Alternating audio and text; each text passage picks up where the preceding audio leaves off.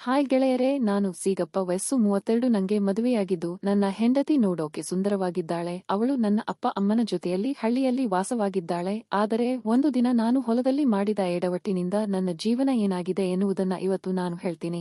ನಾವು ಬಡವರಾಗಿದ್ದು, ನಾನು ಬೆಂಗಳೂರಿನಲ್ಲಿ ಸಿರಿವಂತರ ಮನೆಯೊಂದರಲ್ಲಿ ಕೆಲಸಕ್ಕೆ ಇದ್ದೇನೆ. ನಾನು ಕೆಲಸ ಮಾಡುವವರ ಮನೆಯಲ್ಲಿ ಮನೆಯ ಯಜಮಾನ ಜಿಗ್ನೇಶ್ ಮತ್ತು ಅವನ ಹೆಂಡತಿ ಇಂದಿರಾ ಇದ್ದಾರೆ. ಹೊಲದಲ್ಲಿನ ಕೆಲಸದ ಜೊತೆಗೆ ಮನೆಯ ಹಿತ್ತಲಿನ ಗಿಡಗಳಿಗೆ ನೀರು ಹಾಕುವುದು, ಮನೆಗೆ ಯಾರಾದರೂ ಬಂದರೆ ಅವರಿಗೆ ಅಡಿಕೆ ತೋಟ ತೋರಿಸುವುದು ನನ್ನ ಕೆಲಸ ಆಗಿತ್ತು. ಇದೇ ಮನೆಯಲ್ಲಿ ಅಡುಗೆ ಮಾಡೋಕೆ ಅಂತ ಶೀಲಾವತಿ ಅಂತ ಇನ್ನೊಬ್ಬಳು ಮಹಿಳೆ ಮೊದಲಿನಿಂದಲೂ ಕೆಲಸ ಮಾಡುತ್ತಿದ್ದಳು. ಅವಳು ಕೂಡ ಅದೇ ಮನೆಯಲ್ಲಿ ಉಳಿದುಕೊಂಡಿದ್ದಳು. ಅಡುಗೆ ಮನೆಯ ಪಕ್ಕದಲ್ಲಿರುವ ಒಂದು ಸಣ್ಣ ರೂಮ್ನಲ್ಲಿ ಇರುತ್ತಿದ್ದಳು. ಅವಳ ಗಂಡ ತೀರಿ ಹೋಗಿದ್ದ. ಆಕೆಯ ಮಗ ಗೊತ್ತಿಲ್ಲದ ಪುರದಲ್ಲಿ ಕೆಲಸಕ್ಕೆಂದು ಹೋಗಿದ್ದ. ನಾನು ಮನೆಯ ಪಕ್ಕದಲ್ಲಿರುವ ಸಣ್ಣ ರೂಮಿನಲ್ಲಿ ಇರುತ್ತಿದ್ದೆ. ನಾನು ಪ್ರತಿದಿನ ಅಡಿಕೆ ತೋಟದ ಎಲ್ಲಾ ಕೆಲಸ ಮುಗಿಸಿ ಮನೆಯಲ್ಲಿ ಊಟ ಮಾಡಿ ಆ ರೂಮಿನಲ್ಲಿ ವಿಶ್ರಾಂತಿ ಪಡೆಯುತ್ತಿದ್ದೆ. ಕೆಲವೊಮ್ಮೆ ಯಜಮಾನರು ಮತ್ತು ಅವರ ಹೆಂಡತಿ ಬಿಸಿನೆಸ್ ಸಂಬಂಧಿಕರ ಮನೆಗೆ ಅಂತ ಹೋಗ್ತಾ ಇದ್ದರು. ನಾನು ಮತ್ತು ಶೀಲವತಿ ಕೆಲಸದವರಾಗಿದ್ದರಿಂದ ನಮ್ಮಿಬ್ಬರಿಗೂ ಪರಿಚಯವಾಗಿತ್ತು. ಮನೆಯಲ್ಲಿ ಯಾರಿಲ್ಲ ಅಂದರೆ ನಾವಿಬ್ಬರೂ ಆರಾಮಾಗಿ ಮಾತನಾಡಿಕೊಂಡು ಹರಟೆ ಹೊಡೆಯುತ್ತಾ ಕಾಲ ಕಳೆಯುತ್ತಿದ್ದೆವು. ಕೆಲವೊಂದಿಷ್ಟು ತಿಂಗಳು ಬಳಿಕ ನಾನು ಅವಳು ಜಾಸ್ತಿ ಕ್ಲೋಸ್ ಆದೆವು. ನಮ್ಮ ನಡುವೆ ಸಲುಗೆ ಬೆಳೆದು ನಾನು ಅವಳ ಜೊತೆಗೆ ಸುಖವನ್ನು ಅನುಭವಿಸಿದ್ದೆ. ಆದರೆ ಒಂದು ದಿನ ಯಜಮಾನರು ಊರಿಗೆ ಎಂದು ಹೋಗಿದ್ದಾಗ ನಾನು ಶೀಲಾವತಿ ಅದರ ಉಪಯೋಗ ಪಡೆದುಕೊಂಡು ಯಜಮಾನರ ರೂಮಿನಲ್ಲಿ ಮಜಾ ಮಾಡಿದೆವು. ಆಮೇಲೆ ಅದನ್ನು ಮೊದಲಿನಂತೆಯೇ ಅಂದವಾಗಿ ಇರಿಸಿ ನಮ್ಮಿಬ್ಬರ ನಡುವೆ ಏನೂ ನಡೆದಿಲ್ಲ ಎಂಬುವಂತೆ ಇದ್ದೆವು. ಇದು ನಮಗೆ ಇನ್ನಷ್ಟು ಮಜಾ ನೀಡಿತ್ತು. ಹಾಗಾಗಿ ಇಬ್ಬರೂ ಆ ದಿನದಿಂದ ಯಜಮಾನರು ಮತ್ತು ಅವರ ಹೆಂಡತಿ ಬೇರೆ ಊರಿಗೆ ಹೋಗುವುದು ಕಾಯ್ದು ಅದನ್ನು ನಮ್ಮ ಅನುಕೂಲಕ್ಕೆ ತಕ್ಕಂತೆ ಬಳಸಿಕೊಳ್ಳುತ್ತಿದ್ದೆವು. ಒಂದು ಸಲ ಯಜಮಾನರು ಅವರ ಹೆಂಡತಿ ಮದುವೆ ಸಮಾರಂಭ ಅಂತ ಹೇಳಿ ಬೇರೆ ಊರಿಗೆ 4 ದಿನ ಊರಿಗೆ ಹೋಗಿದ್ದರು. ಆ 4 ದಿನಗಳ ಪೈಕಿ 3 ದಿನ ಬಳಸಿಕೊಂಡು ಅದರ ನಂತರ ಕೊನೆಯ ದಿನ ಒಂದು ಐಡಿಯಾ ಮಾಡಿ ಹೊಸದಾಗಿ ಬೇರೆ ಪ್ಲಾನ್ ಮಾಡಿದೆವು. ಆದರೆ ನಮ್ಮ ದುರದೃಷ್ಟ ಅಂತ ಆ ದಿನವೇ ಯಜಮಾನರು ಅಕಸ್ಮಾತಾಗಿ ಬೇಗ ವಾಪಸ್ ಊರಿಗೆ ಬಂದರು. ಆದರೆ ನಮ್ಮ ಮನಸ್ಸು ಕೇಳಲಿಲ್ಲ.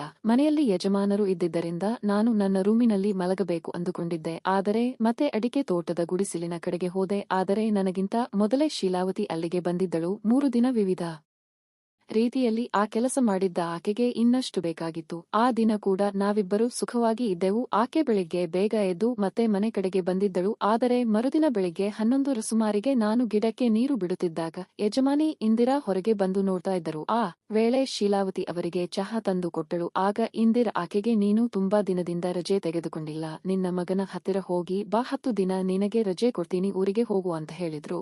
ಆಗ ನನಗೆ ಒಂಥರ ಬೇಜಾರಾಯಿತು. ಯಾಕಂದ್ರೆ ಈ 10 ದಿನ ಹೇಗಪ್ಪ ಒಬ್ಬನೇ ಇರೋದು ಅಂತೆಲ್ಲ ವಿಚಾರ ಮಾಡಿದೆ. ಆದರೆ ಶೀಲಾವತಿ ರಜೆ ಸಿಕ್ಕ ಖುಷಿಯಲ್ಲಿ ನನ್ನ ಬಗ್ಗೆ ಯೋಚಿಸದೆ ಸಂತೋಷದಿಂದ ಊರಿಗೆ ಹೋದಳು.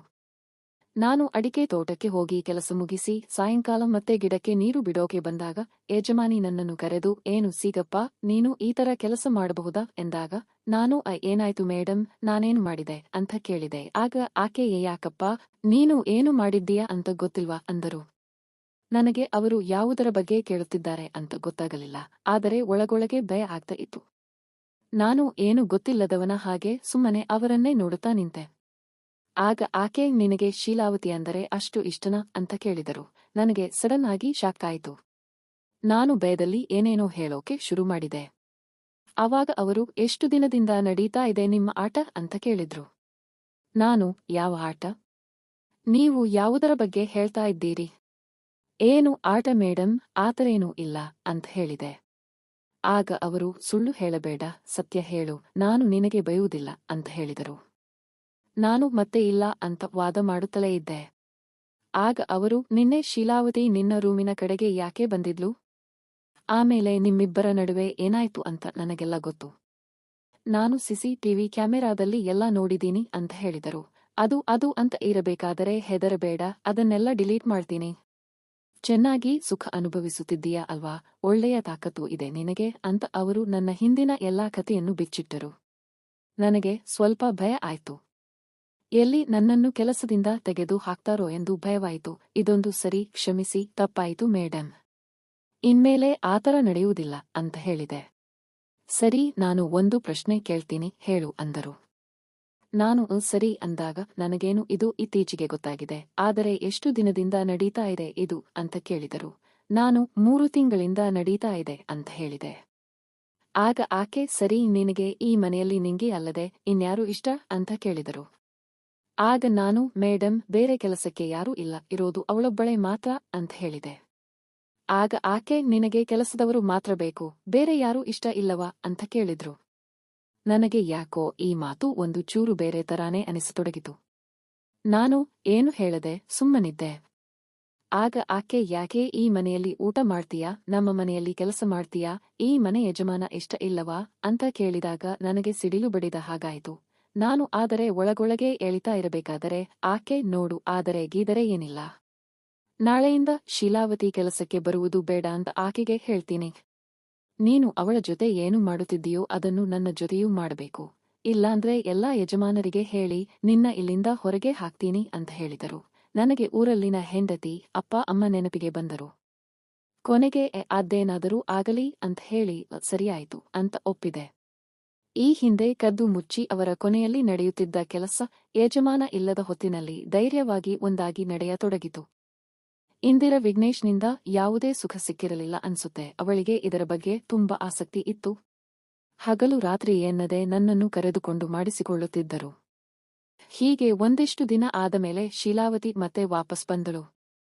ಒಂದೆರಡು ದಿನ ಅವಳ ಜೊತೆಯೂ ಆಟವಾಡಿದ ಮೇಲೆ ನನಗೆ ಸ್ವಲ್ಪ ಆರೋಗ್ಯ ಹದಗೆಟ್ಟಂಗೆ ಆಯಿತು. ಆಗ ನಾನು 1 ವಾರ ರಜೆ ಕೇಳಿದಾಗ, ಯಜಮಾನಿ, ನೀನು 1 ವಾರ ಹೋದರೆ ಹೇಗೆ, ಇಲ್ಲಿ ಕೆಲಸ ಮಾಡುವರು ಯಾರು ಅಂತ ಹೇಳಿದಾಗ ನಾನು ಅವರ ಜೊತೆ ಆಟವಾಡಿ ಕೊನೆಗೆ 1 ವಾರ ರಜೆ ತಗೊಂಡು ಮನೆ ಕಡೆ ಹೊರಟೆ. ಊರಲ್ಲಿರುವಾಗ 3 ದಿನ ಕಳೆದಿತ್ತು.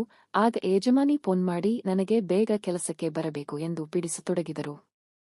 ನಾನು ಇನ್ನೂ ಪೂರ್ತಿ ಹುಷಾರಾಗಿಲ್ಲ, ಇನ್ನೂ 2 ದಿನ ಕೊಡಿ ಮೇಡಂ, ಅರ್ಜೆಂಟ್ ಕೆಲಸ ಇದೆ ಅಂತ ಹೇಳಿದೆ.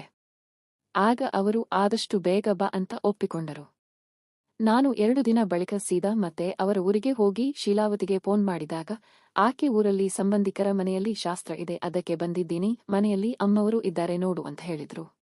ಮನೆಗೆ ಹೋದಾಗ ಅಲ್ಲಿ ಯಜಮಾನರು ಇರಲಿಲ್ಲ. ನಾನು ನನ್ನ ಕೆಲಸವನ್ನು ಆರಂಭಿಸಿ ಗಿಡಕ್ಕೆ ನೀರು ಬಿಡ್ತಾ ಇದ್ದೆ. ಆಗ ನನಗೆ ನನ್ನ ರೂಮಿನಿಂದ ಏನೋ ಶಬ್ದ ಕೇಳಿದ ಹಾಗೆ ಅನಿಸಿತು. ನಾನು, ಇದರ ಕೀಲಿ ನನ್ನ ಹತ್ತಿರ ಇದೆ, ಇದು ಹೇಗೆ ಓಪನ್ ಆಗಿದೆ ಅಂತ ಕಿಟಕಿ ಹತ್ತಿರ ಹೋಗಿ ನೋಡಿದಾಗ ನನಗೆ ಆಶ್ಚರ್ಯವಾಯಿತು. ಮೇಡಂ ಯಾವುದೋ ಒಂದು ಹುಡುಗನ ಜೊತೆ ಏಕಾಂತದಲ್ಲಿ ಇದ್ದರು. ಆ ಹುಡುಗನ ಮುಖ ನೋಡಿದಾಗ ಈ ಹಿಂದೆ ಯಾವಾಗಲೂ ನೋಡಿದ ನೆನಪಾಯಿತು. ಅವನು ನಮ್ಮ ಮನೆಗೆ ಕೇಬಲ್ ಕನೆಕ್ಷನ್ ಹುಡುಗ ಅಂತ ನೆನಪಿಗೆ ಬಂತು. ಆಗ ನಾನು ಧೈರ್ಯವಾಗಿ ಅಲ್ಲೇ ನಿಂತು ನೋಡುತ್ತಾ ನಿಂತೆ. ಮೇಡಂ ತಮ್ಮ ಕೆಲಸವನ್ನು ಮುಗಿಸಿದ ಮೇಲೆ ಆ ಹುಡುಗನನ್ನು ಮಾತನಾಡಿ ಕಳುಹಿಸಿಕೊಟ್ಟರು. ನಾನು ಏನೂ ನೋಡಿಲ್ಲ ಅನ್ನುವಂತೆ ಗಿಡಕ್ಕೆ ನೀರು ಬಿಡುತ್ತಾ ಇದ್ದೆ. ಆವಾಗ ಮೇಡಂ ಬಂದು, ಯಾವಾಗ ಬಂದಿದ್ದೀಯಾ ಅಂತ ಕೇಳಿದರು. ಈಗಷ್ಟೇ ಬಂದೆ ಮೇಡಂ ಅಂತ ಹೇಳಿದೆ. ಒಳ್ಳೆಯದಾಯ್ತು ಅಂತ ಹೇಳಿ ಒಳಗೆ ಹೋದರು. ಅವತ್ತು ರಾತ್ರಿ ನಾನು ನನ್ನ ಪಾಡಿಗೆ ನನ್ನ ರೂಮಿಗೆ ಹೋಗಿ ಮಲಗೋಕೆ ಹೊರಟಾಗ ಯಜಮಾನಿ, ಎಲ್ಲಿಗೆ ಹೋಗ್ತೀನಿ, ಯಾಕೆ, ನಿನ್ನ ಕೆಲಸ ಮರೆತು ಹೋಯ್ತಾ ಅಂತ ಕೇಳಿದರು. ಇವತ್ತು ಯಜಮಾನರು ಮನೆಯಲ್ಲಿಲ್ಲ, ಇನ್ನು 3 ದಿನ ಬರೋದಿಲ್ಲ, ಶೀಲಾವತಿ ಕೂಡ 2 ದಿನ ಬರಲ್ಲ ಅಂತ ಹೇಳಿ ಹೋಗಿದ್ದಾಳೆ ಅಂತ ಅಂದ್ರು. ನಾನು, ನಾಳೆ ನೋಡೋಣ ಮೇಡಂ, ಊರಿನಿಂದ ಟ್ರಾವೆಲ್ ಮಾಡಿ ಸುಸ್ತಾಗಿದೆ ಅಂತ ಹೇಳಿದೆ. ಅವತ್ತೇ ಊರಿನಿಂದ ಬಂದಿದ್ದರಿಂದ ಊರಿನಲ್ಲಿನ ಮನೆಯ ಕೆಲವು ಸಮಸ್ಯೆಗಳಿಂದ ನನ್ನ ಮನಸ್ಸು ಸ್ವಲ್ಪ ಅದೇ ಯೋಚನೆಯಲ್ಲಿತ್ತು. ನನಗೆ ಮನಸ್ಸಿಲ್ಲ ಅಂದ್ರು ನಾನು ಮಾಡಲೇಬೇಕಿತ್ತು. ಆ ದಿನ ಮಾಡಿ ನಾನು ಮತ್ತೆ ಹೋಗಿ ನನ್ನ ರೂಮಿನಲ್ಲಿ ಮಲಗಿದೆ. ರಾತ್ರಿ ಮಲಗಿರುವಾಗ ನಾನು ಮಾಡ್ತಾ ಇರೋದು ಸರಿಯಲ್ಲ ಅನ್ನಿಸಿತು. ನಾನು ಇಷ್ಟು ದೂರ ಇದ್ದರೂ ನನ್ನ ಹೆಂಡತಿ ಮನೆಯ ಜವಾಬ್ದಾರಿಯನ್ನು ಒಬ್ಬಳೇ ನಿರ್ವಹಿಸುತ್ತಿದ್ದಾಳೆ. ನಾನು ಊರಿಗೆ ಹೋದಾಗ ಆಕೆ ಒಮ್ಮೆಯೂ ಅಸಹನೆ ತೋರಿಸಲಿಲ್ಲ. ನಾನು ಮಾಡುತ್ತಿರುವ ಕೂಲಿ ಕೆಲಸಕ್ಕೆ ಗೌರವ ಕೊಟ್ಟು ನನ್ನನ್ನು ಖುಷಿಯಾಗಿ ಕಳುಹಿಸಿ ಕೊಟ್ಟಿರುವುದು ನೆನಪಿಗೆ ಬಂತು. ಅದೆಲ್ಲ ಯೋಚಿಸುತ್ತಾ ಹಾಗೆ ನಿದ್ದೆ ಹೋದೆ. ಬೆಳಿಗ್ಗೆ ಎದ್ದು ಮೇಡಂ ಮನೆಗೆ ಹೋದಾಗ ಅವರು ಯಾಕೋ ಸರಿಯಾಗಿ ನನ್ನ ಮಾತನಾಡಿಸಲಿಲ್ಲ. ನನಗೆ ಅದು ನಿನ್ನೆ ನಾನು ಬೇಗ ಹೋಗಿದ್ದೆ ಅಲ್ವಾ, ಅದಕ್ಕೆ ಹೀಗೆ ಆಗಿರಬೇಕು ಅನ್ನಿಸಿತು ಅಂದುಕೊಂಡು ಸುಮ್ಮನಾದೆ. ಕೊನೆಗೆ ಇದು ಯಾಕೋ ಸರಿ ಬರಲ್ಲ ಅಂತ ಅನಿಸಿತು. ಇದುವರೆಗೆ ನಡೆದಿದ್ದು ನಡೆದೇ ಹೋಯಿತು. ಇದು ಹೀಗೆ ಮುಂದುವರೆದರೆ ಅವರ ಸಂಸಾರಕ್ಕೂ ತೊಂದರೆ, ನನಗೂ ತೊಂದರೆ ಆಗಬಹುದು ಅಂತ ವಿಚಾರ ಮಾಡಿದೆ. ಅವತ್ತು ರಾತ್ರಿ ಯಾರಿಗೂ ಹೇಳದೆ ಕೇಳದೆ ಊರಿಗೆ ಬಂದು ಬಿಟ್ಟೆ. ಮರುದಿನ ಊರಿನಿಂದ ಫೋನ್ ಮಾಡಿ ಕೆಲಸಕ್ಕೆ ಬರುವುದಿಲ್ಲ, ಹುಷಾರಿಲ್ಲ ಅಂತ ಹೇಳಿದೆ. ಇವಾಗ ನಾನು ಹಳ್ಳಿಯಲ್ಲಿ ಖುಷಿಯಾಗಿ ಇದ್ದೆ. ಈಗ ಮೇಡಂ ಕೆಲಸಕ್ಕೆ ಇನ್ಯಾರನ್ನು ಇಟ್ಟುಕೊಂಡಿದ್ದಾರೆ ಅಂತ ಶೀಲಾವತಿ ಹೇಳಿದ್ದಾಳೆ. ಆದರೆ ಅವನ ಜೊತೆ ಆ ಕ್ರಿಯೆ ನಡೆಸುತ್ತಿದ್ದಾರೋ ಅಥವಾ ಗಂಡನ ಜೊತೆ ಸಂಸಾರ ನಡೆಸುತ್ತಿದ್ದಾರೋ ಗೊತ್ತಿಲ್ಲ. ಗೆಳೆಯರೇ, ಕತೆ ಇಷ್ಟವಾಗಿದ್ದರೆ ವಿಡಿಯೋಗೆ ಲೈಕ್ ಮಾಡಿ, ಚಾನೆಲ್ ಸಬ್ಸ್ಕ್ರೈಬ್ ಮಾಡಿ. ಧನ್ಯವಾದ.